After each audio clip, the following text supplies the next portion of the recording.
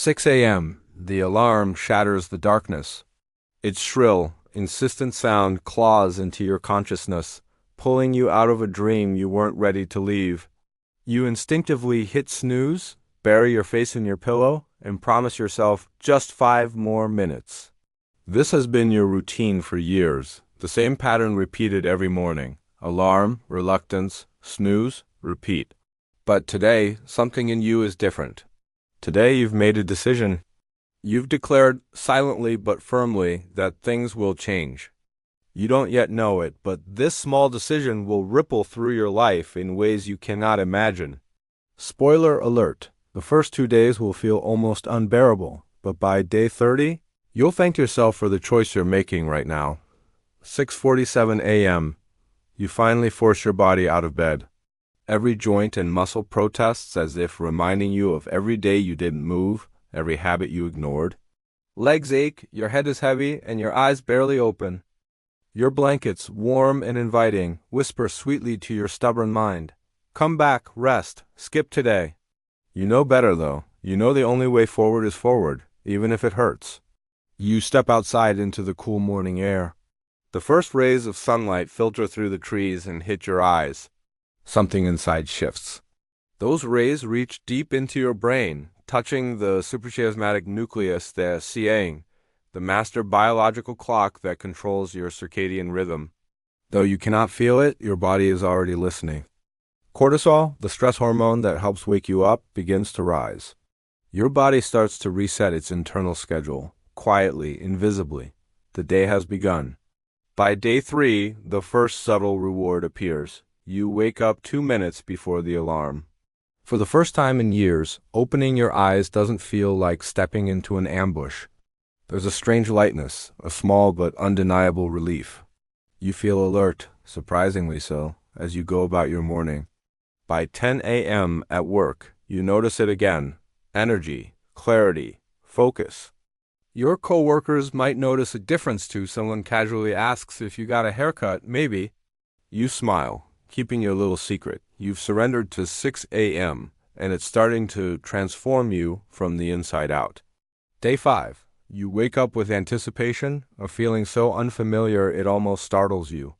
Morning sunlight hits your face, and for the first time you think, maybe I really can do this. The first few days were sheer willpower, but now your body begins to expect this routine. Then day 6 arrives, and the world conspires against you. Gray skies, rain dripping from the eaves, a perfect excuse to stay inside. Your brain negotiates, argues, whispers every excuse you've ever heard. Skip today, rest, you'll make up for it later. But you remember, the SCN doesn't care about clouds. Even overcast mornings give you thousands of lux of light, far more than any indoor room. You grit your teeth and step outside. The rain pelts your face, your clothes cling to your skin. But by the end of your workout, something remarkable happens. Pride.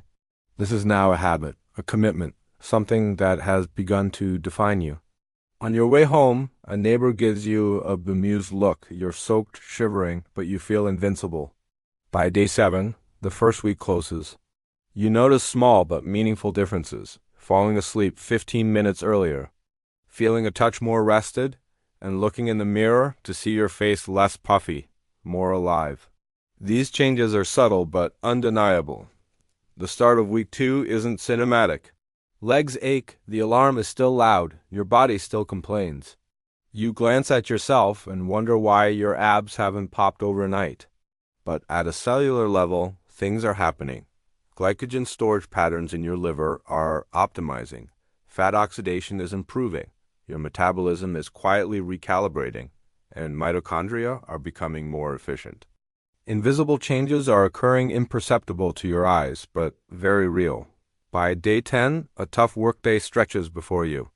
Stress accumulates, deadlines loom. Normally, you'd leave exhausted, tense, and anxious. But tonight, you notice something new, calm. You handled everything without spiraling, without that annoying anxiety. You remember your morning workout, and the serotonin and endorphins still hum quietly in your system. You're experiencing what mentally healthy people feel every day, and it surprises you. The weekend arrives, and friends invite you out late. Normally, staying up past midnight would derail your morning routine. But now, you make a conscious choice. You go, but leave early. The world laughs, but you know your priorities have shifted. You're no longer living for convenience, you're living for the consistency that transforms you. Day 13. 3 o'clock p.m. at the office. You notice another change. Energy persists. Normally, this time of day is a drag. A third cup of coffee is required just to survive. Today, not necessary. Your body has adapted to early mornings, and now energy comes naturally. You realize the magical supplement wasn't tea, a pill, or powder. It was the disciplined routine you imposed on yourself. By the end of week 2, your sleep schedule has shifted. You naturally feel sleepy around 10 p.m.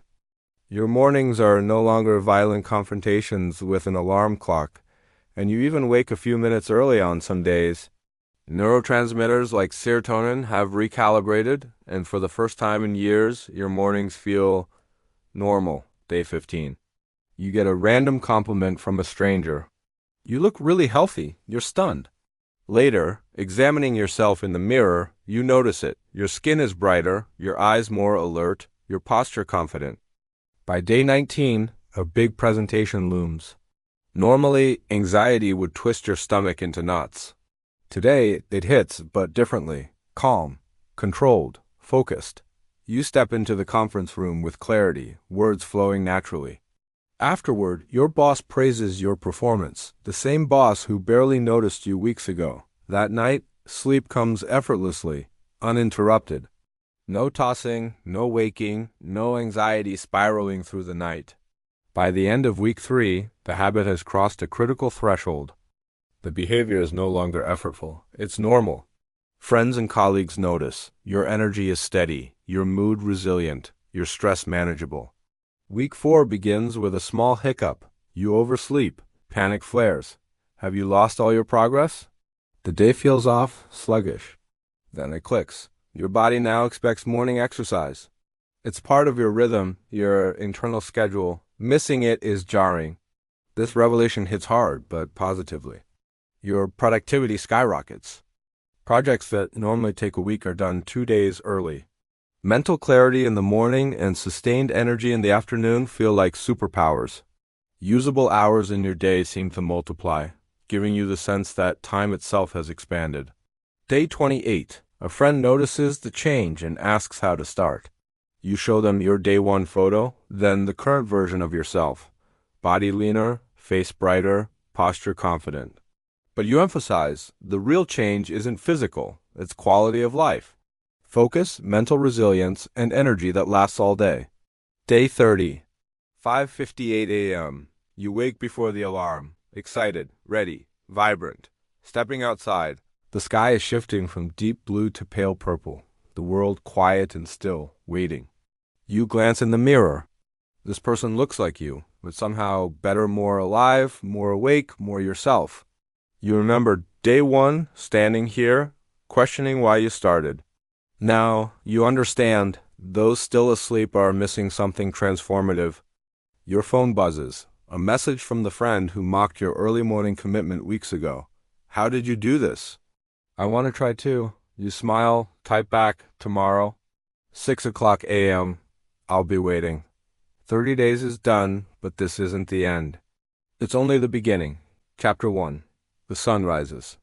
You begin again.